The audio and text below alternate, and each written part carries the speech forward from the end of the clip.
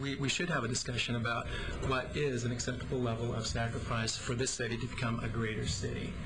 I don't think it's realistic to think that we can do it without any sacrifice at all, and so I'm not prepared to draw that line and stick with it. Jessica?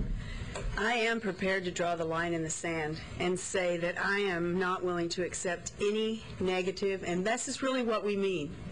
We're sugarcoating it by saying impact. What we mean is negative impact to existing Kirkland citizens. We mean loss of standard of service to Kirkland citizens. And I say this for two reasons. One, because this is what we went out and said. When we went out and started talking to Kirkland citizens about annexation, we said that there would be no negative impacts to Kirkland citizens. And Joan mentioned the North and South Rose Hill. When we went and talked to the South Rose Hill Bridle Trails Neighborhood Association, they said about annexation, hey, we're still waiting for sidewalks.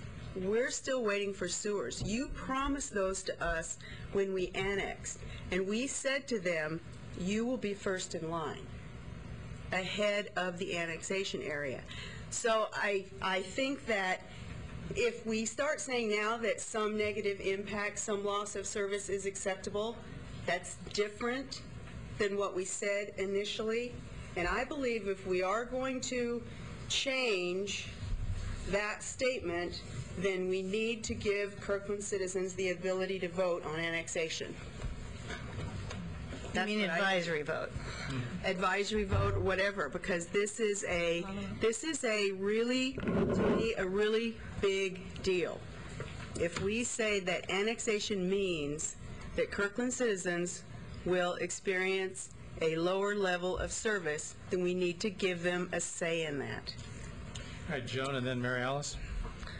Well, just as follow-up, I mean, there are parts of Kirkland that are within the original 100-year-old city that don't have sidewalks. I mean, yeah, it's true. Some people don't want them, and I agree. We don't want to see a horrible lessening of services, but I don't think we would ever tolerate such a thing. That's not, we've never ever talked about that. But as far as what those sacrifices might be, like, I'm interested in what Tom had to say about what would that look like. I was talking with Marilyn earlier today. So what happened in North Rose Hill when we annexed was there wasn't enough police personnel, and there was not an uptick in crime.